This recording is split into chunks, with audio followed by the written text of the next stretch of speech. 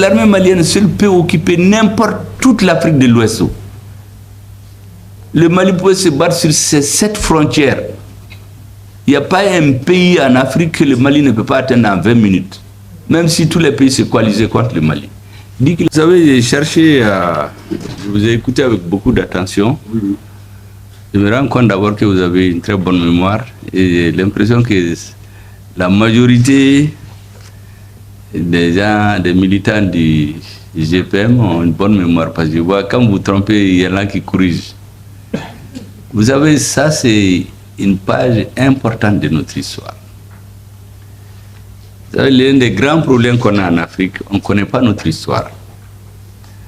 Demain, dans quelques années, dans 1 an, 2 ans, 3 ans, je ne sais pas, 4 ans, 5 ans, 10 ans, 20 ans, sinon même plus, quand on va écrire la vraie histoire du Mali, sa jeunesse, il y a des gens qui vont déformer. Vous savez qu'on dit que la victoire a beaucoup de parents.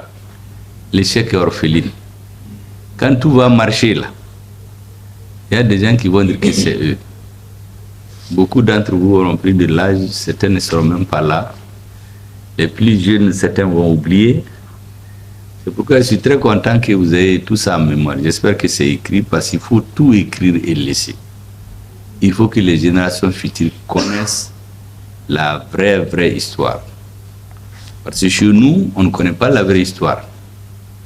Quand une équipe vient au pouvoir, il y a sa version propagandiste. Ça devient la vérité pour le peuple. Ce n'est pas toujours vrai. Vous savez, quand on avait décidé de parler de l'AES, la première fois, c'est quand le premier ministre du Burkina Faso était au Mali le 1er février 2023. On a parlé de ça brièvement. Quand je suis allé là-bas le 23 février 2023, on en a parlé encore. Je l'ai dit ceci. On est très enthousiaste, mais on n'est pas plus patriote que ceux qui ont fondé nos États-là. Avant de créer quoi que ce soit, il est bon qu'on s'interroge. Pourquoi ces alliances-là avaient échoué? Parce que les peuples en ont toujours voulu. C'est les problèmes entre les dirigeants, les problèmes de la France qui ont fait qu'il n'y a pas eu d'union. Sinon, les peuples ont toujours voulu. Il m'a donné ses raisons. Je l'ai dit, ça ne suffit pas. Ce n'est pas ça seulement. Il y en a d'autres. Moi, je n'en ai pas donné beaucoup. Je me disais qu'on aura le temps de construire tout ça. Au début, vous avez la fédération, Haute-Volta, Dahomey, Mali, Soudan. Pourquoi le Dahomey s'est retiré? Pourquoi la Haute-Volta s'est retirée? Il est resté le Mali, et le Soudan et le Sénégal. Pourquoi ça a éclaté? Quand vous allez dans chacun de ces pays-là, on va vous donner juste la version de ceux qui sont au pouvoir.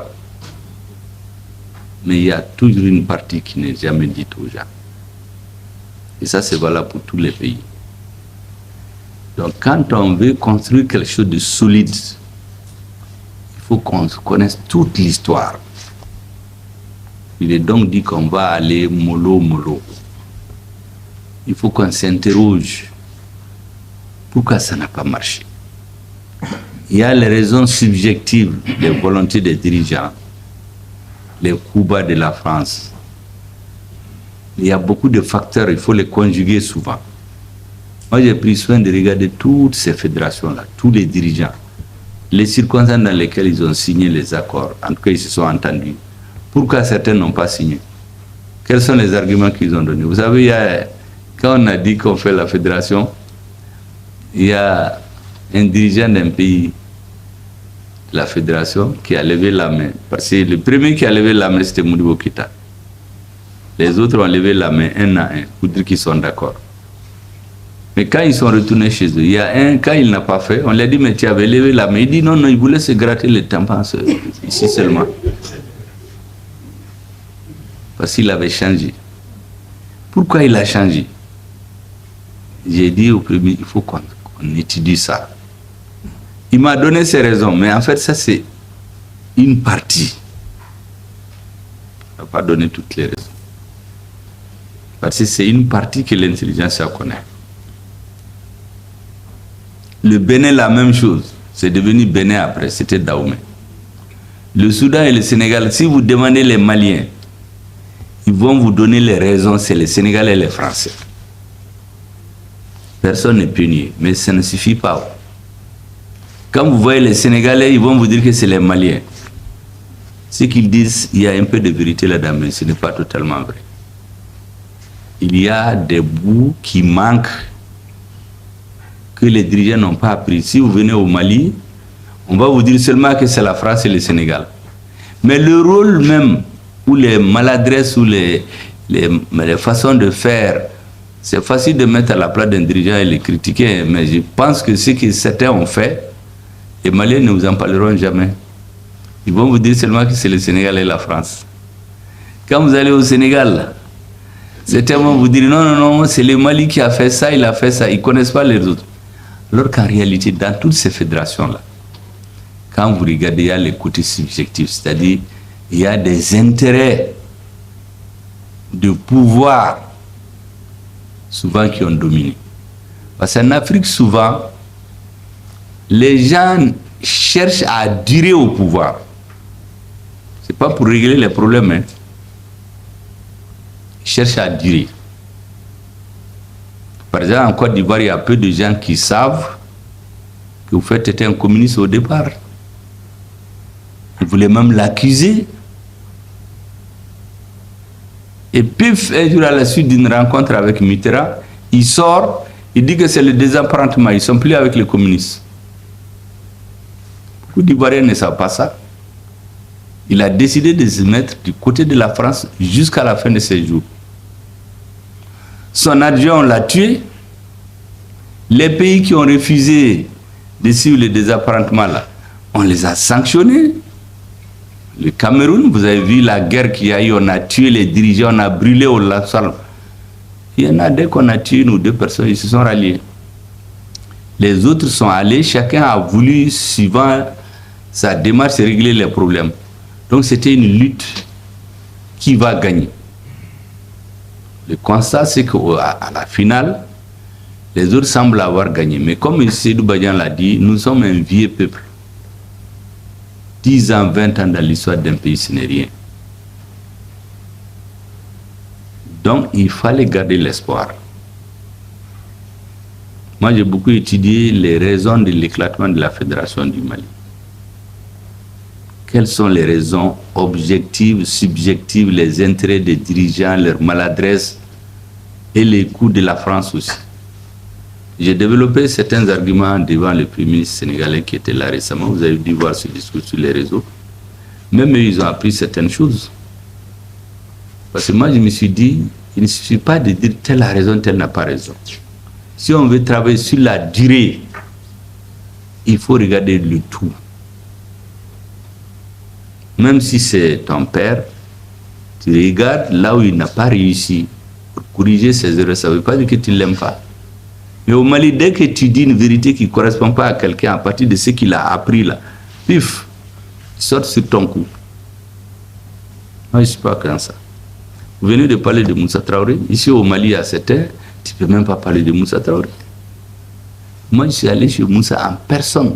Je l'ai interrogé personnellement sur beaucoup de questions, notamment ses relations avec Modibo, comment ça s'est passé, qu'est-ce qu'il sait. Il m'a dit beaucoup de ces choses-là. Ce que vous avez dit là, les avions français qui voulaient aller, c'est pour aller au Tchad, c'est pas pour aller en Côte d'Ivoire. C'est des avions qui devaient quitter Dakar pour aller au Tchad sur la base de Faye Larjo. La première tentative, ils ont voulu survoler le Mali et puis filmer.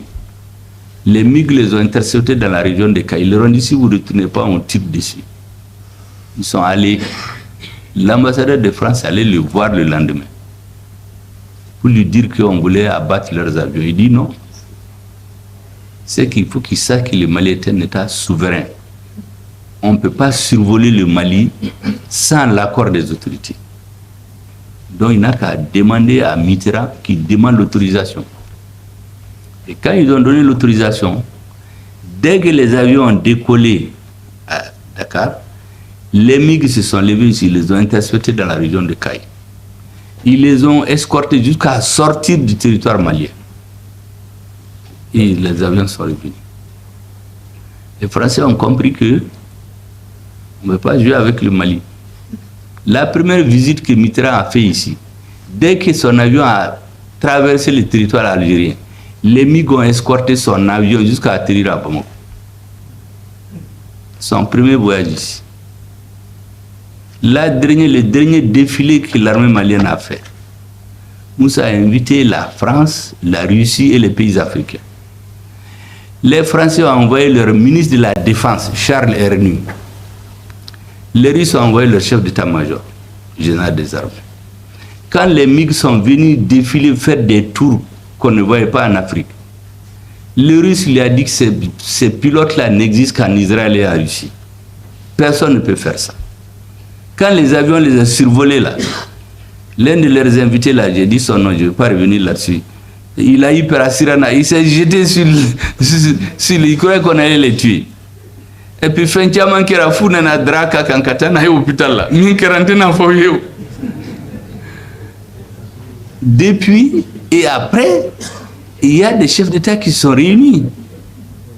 Ils ont dit mais le Mali là, qu'est-ce qu'il veut? Et le président lui-même dit que Brejnev, le président de la Russie, mais vous là, vous voulez conquérir tout le monde ou quoi? Parce que l'armée malienne seule peut occuper n'importe toute l'Afrique de l'Ouest.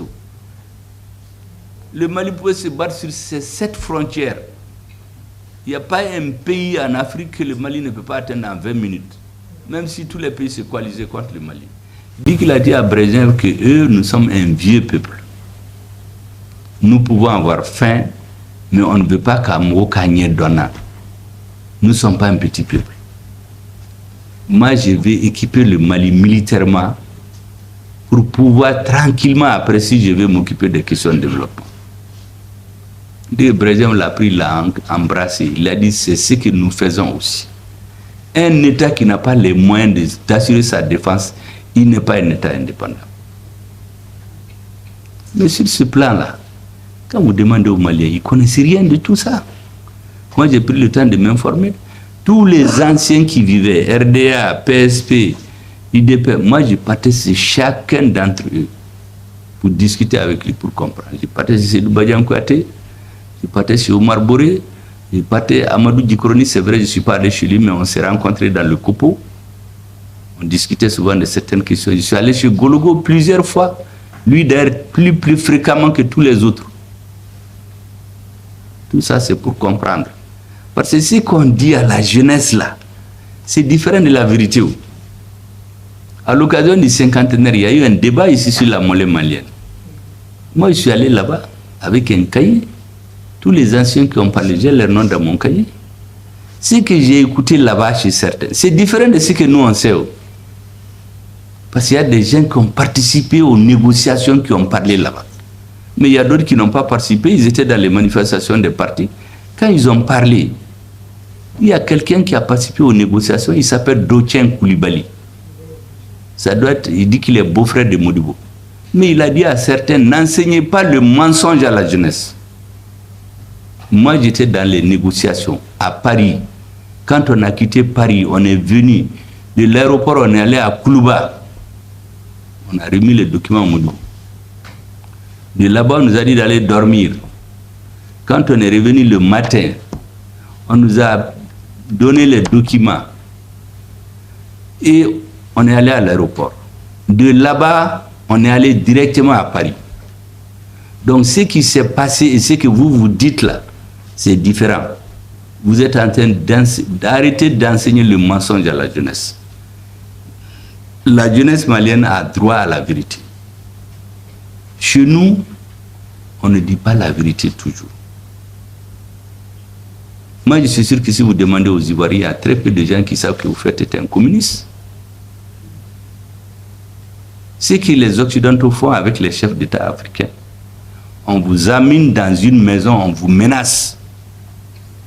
Quand vous êtes devant les gens, c'est mon ami, c'est les accolades. Mais derrière les rideaux, on les menace de mort. Ou bien on décide de les compromettre dans l'opinion. Parce qu'ils connaissent tout sur eux. Il y en a qui ont cédé comme ça. La création du RDA, beaucoup ne savent même pas comment ça s'est passé. Ils connaissent que les aspects propagandistes. Moi, j'ai pris soin de voir même les gens qui l'ont initié. Les 5 premières personnes qui sont réunies pour dire qu'ils vont faire un parti qui s'appelle RDA. Sur quoi ils se sont entendus? Qui n'a pas respecté? Comment ça s'est passé? Mais on ne dit pas la vérité aux gens. C'est pour cela que d'ailleurs, moi je suis en train de faire un livre de plusieurs tomes d'ailleurs sur l'histoire politique du Mali de 1946 à maintenant. De 46 à 60, de 60 à 68, de 68 à 78, 78, 80, de 11, de 91 à 92, de 92 à 2002, ainsi de suite, par chaque étape. Parce que les informations qu'il y a dans ces parties-là, c'est totalement différent souvent de ce qu'on nous dit. C'est récemment que l'époux de Moussa m'a dit, je m'excuse, qu'il y a des gens que Moussa savait qui travaillaient avec les services secrets étrangers depuis 1986. J'ai dit, mais madame, mais pourquoi il ne les a pas arrêtés ou dénoncés? Il dit, non, Koulka Watila, bon, on ne fait pas ça, ou bien on suivait les gens. Et quand vous demandez sur ces gens-là au Mali, on vous dit que c'est des héros. Parce que, contrairement à ce que les gens pensent, vous savez que vous ne pouvez pas parler de mal de Modibo devant Moussa Traoré. Moi, j'ai parlé avec lui. Si vous regardez en matière de politique extérieure, en matière de défense, on a continué les pierres que Modibo a posées. Et rien n'a changé, on a renforcé. La défense, les embryons, c'est Modibo qui a posé. Mais les lettres d'or de la défense, c'est les Moussa Traoré. L'armée de l'air, c'est qui l'ont créé. Tous ces MIG-là qui sont venus, c'était eux, parce qu'ils ont continué une ligne. Les relations avec les mouvements de libération, c'est la ligne que Modibo avait tracée. Modibo a envoyé des militaires entraîner les mouvements de libération nationale. Moussa Traoré était là-dedans. Il a fait le maquisard. Il a vu les Kabila. Il connaît les caractères des gens. Même son épouse là. C'est pendant qu'il a entraîné les maquisards, il partait à l'ambassade de temps en temps là-bas. Il a connu, ils se sont épousés. Et Mandela, vous savez, quand Mandela a quitté la prison, en 1990, je crois, le premier pays d'Afrique francophone qu'il voulait visiter, c'est le Mali. À cause des grands services que le peuple malien a rendus à l'Afrique du Sud. Tout le monde se rappelle, ils sont venus ici, ce que Modibo a fait pour eux. Et qu'est-ce que Moussa Traoré n'a pas fait après? Quand tu rentrais dans une ambassade malienne, tous les militants des mouvements de libération nationale, vous avez un passeport malien. Tout ce qui a été fait, beaucoup de chefs d'État d'Afrique centrale, ils sont devenus chefs d'État avec un passeport malien en poche. Quand on devait faire l'indépendance de l'Angola, entre l'UNITA et les MPLA, je ne vais pas rentrer dans les détails, mais après ça, ce que le Mali a fait pour que les MPLA arrivent au pouvoir, même les Russes sont venus remercier Moussa Traoré, parce que tous les présidents africains ont craqué devant les pressions des Occidentaux, sauf lui. Et après ça, les Russes ont rendu la monnaie, ils nous ont donné des armes les plus sophistiquées. Donc, politique extérieure, politique de défense, le Mali n'a jamais changé jusqu'en 1990. Mais quand vous demandez à la jeunesse, les gens ne connaissent pas. Les gens regardent seulement les pam-pam-pam là des politiques. Moi, je suis allé un jour, j'ai dit, président, mais pourquoi on dit que vous n'avez rien fait ici? Mais on vous a jugé au palais de la culture. C'est vous, c'est lui qui a mobilisé la Corée et les jeunes pour le faire. On vous a jugé deuxième fois au palais qu'on appelle palais des congrès. Maintenant, ça s'appelle le CICB. Quand vous allez au CICB, allez-y derrière le fleuve. Quand vous regardez là, c'est comme le lion, la forme. C'est lui qui a dessiné la forme du CICB. Le pont Fad là, c'est à la veille de son inauguration qu'il est tombé, mais après j'ai vu des politiques qui sont venus dire que c'est eux qui l'ont fait. Et à Gao, la route Sévaré-Gao, c'est maintenant que c'est détruit que les gens savent à quoi ça sert. Moi j'étais à Gao, dans le temps on ne connaissait pas le sud du Mali. Le Mali, on appartenait au Mali qu'à travers l'école, l'administration, sinon la monnaie, les produits, tout venait du Niger et des autres pays. Ce qui coûtait 1000 francs à Bougouni, le sac de 1000 en ce moment, c'était 1000 francs. Quand les gens l'amenaient à Gao, on le vendait à 5000 francs. Parce que pour aller de Sévaré à Gao, les gens font 2 semaines, 3 semaines. Il y en a qui mouraient dans le désert. Mais quand on a fait la route Sévaré-Gao, Gao s'est tourné vers le Mali. C'est pourquoi à Gao, il y a des gens qui parlent le Bambara. Mais avant là, personne ne parle le Bambara. Gao était coupé du Mali. Nous, on a su qu'on est malien, parce qu'on est à l'école et quand on a eu le bac. Donc, notre pays, il me dit, tu sais, Angawati là, Mogoti Yerefo. Il dit, ça c'est vous. En tout cas, nous, on a fini avec ça. Si ça n'imi Yerefo, ma vérité faux. Bon, c'est ce que vous êtes en train de faire. Vous êtes à Oubeka, à Yerefo. Non, Yerefo. On va falsifier l'histoire. Quand tout va marcher là, il y a d'autres qui vont venir dire que c'est eux qui ont amené la Russie ici. Certains d'entre vous ne seront pas là ou bien ils ne seront pas au pouvoir. Mais si vous écrivez ça, les Daouda Tekete autres qui sont avec vous là, il faut leur dire d'écrire, qu'ils laissent des livres. Parce que les mensonges et les vérités d'aujourd'hui sont les vérités de demain. Vous savez, en Occident, là, tous les grands politiques là, la matière qu'ils étudient le plus, c'est l'histoire. Si vous ne connaissez pas l'histoire, là, Karl Marx a dit que vous allez être amené à répéter. Comment la Russie est venue au Mali, il faut que vous l'écriviez. Ça, c'est un. La continuité de notre État dans ses relations avec la Russie. Ce n'est pas pour rien que les Sédou Badian, les Amadou Djikroni et autres, c'est les anciens militants du RDA.